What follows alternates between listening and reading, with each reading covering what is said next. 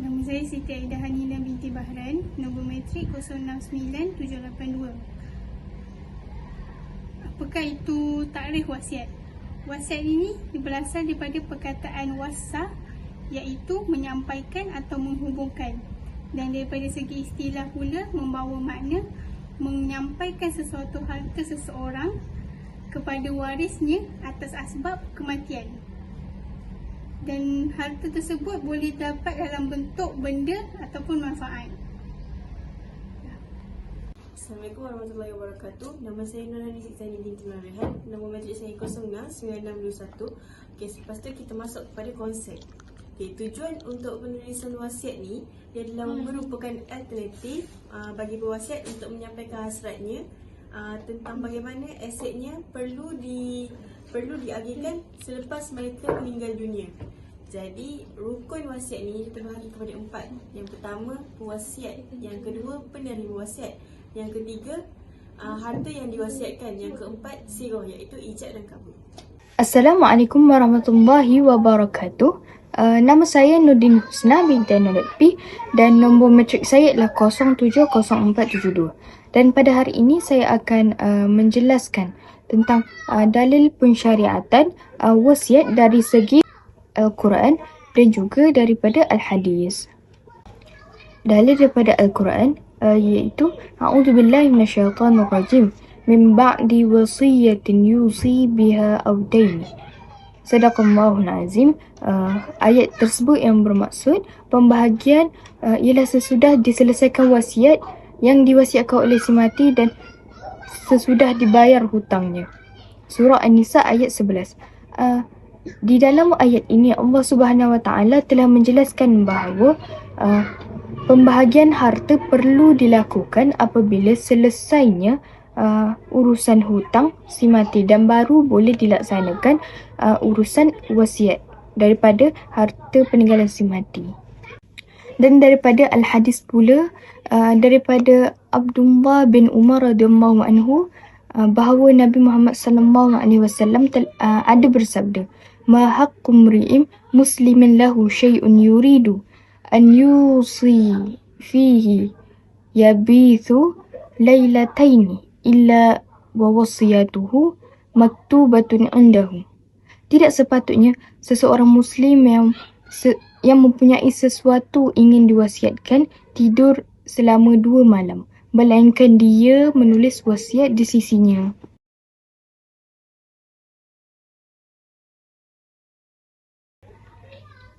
Mengikut pendapat mazhab Sunni yang 4 dan juga Az-Zaidah, wasiat tidak difardukan ke atas setiap orang yang mempunyai harta dan juga ibu bapa atau kaum kerabat yang tidak menjadi waris.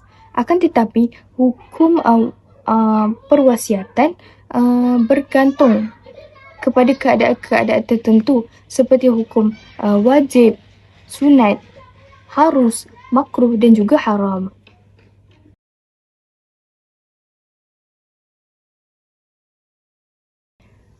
Apakah persoalan yang sentiasa berada dalam minda masyarakat tentang perwasiatan? Antara persoalan yang selalu di dalam minda masyarakat tentang wasiat ialah yang pertama, bolehkah kita berwasiat secara lisan? Bagi menjawab tentang persoalan berkenaan, pertama sekali berkenaan dengan wasiat, kita perlu melihat kepada rukun yang terakhir iaitu lafaz ijab dan kabul. Rukun ini adalah rukun yang terpenting dalam membuat sesuatu wasiat. Jika sesuatu wasiat itu mempunyai ijab, iaitu penawaran dan juga qabul, permintaan, maka sahlah dari segi syarak dalam perwasiatannya. Antara contoh lafaz ijab yang jelas bagi wasiat ialah, aku wasiatkan padanya dengan ini, barang ini menjadi milik kau selepas aku mati dan sebagainya. Kemudian ijab juga boleh dilafazkan dalam bentuk kiasan beserta niat seperti rumahku ini adalah untuk Zaid dan bermacam-macam lagi bentuk lafaz. Persoalan kedua tentang wasiat adalah bolehkah kita berwasiat kepada yang bukan waris? Wasiat hanya dibenarkan kepada waris yang berhak sahaja. Ini berdasarkan kepada hadis Nabi Muhammad SAW. Inna Allah qad a'ta kulla dhi haqqin haqqahu fala wasiyatin liwarith. Maksudnya, sesungguhnya Allah Subhanahu Wa Taala telah menentukan siapa yang mempunyai hak atau ahli waris akan mendapat hak mereka masing-masing. Maka tidak ada wasiat kepada ahli yang bukan waris. Riwayah Abu Dawud.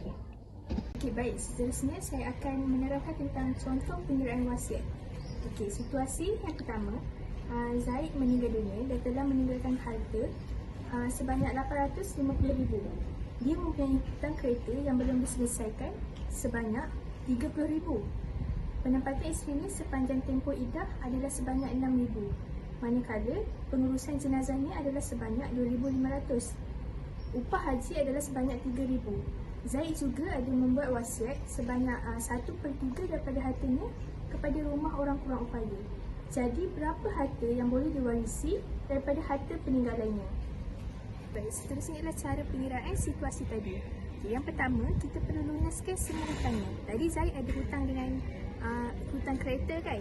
So kita kena, daripada harta yang ditinggalkan itu 850,000, kita kena tolak dengan hutang kereta itu sebanyak 30,000. Yang kedua, kita perlu selesaikan semua pengurusan jenazah. Yang ketiga, selesaikan semua hutang mutlak semati, iaitu hutang pergi haji dan hutang kepada isterinya. Yang keempat, perlu tunaikan wasiat, iaitu 1/3 daripada baki yang tinggal. Dan yang kelima, iaitu hak waris. Yang kelima itu adalah baki yang boleh dipusakai oleh waris, iaitu sebanyak 539,000. Sebab pembatalan wasiat. Yang pertama adalah pewasiat ini murtad. Yang kedua, penarikan balik wasiat. Yang ketiga, penerima wasiat meninggal dunia sebelum pewasiat. Yang keempat, penerima wasiat membunuh pewasiat. Dan yang kelima, berlaku kerosakan terhadap harta yang diwasiatkan. Assalamualaikum warahmatullahi wabarakatuh. Nama saya Nur Aidilma binti Muhammad Zamzuri. Nombor metrik 069197. Kesimpulan daripada pengurusan wasiat ialah pelantikan wasiat melalui dokumen wasiat akan memudahkan pengurusan harta si mati. Selain itu, pelantikan penjaga yang dipercayai melalui wasiat akan menjamin kebajikan anak-anak di bawah umur selepas kematian ibu bapanya. Dan ianya dapat mengurangkan bebanan yang ditanggung oleh waris yang ditinggalkan. Sekian, terima kasih.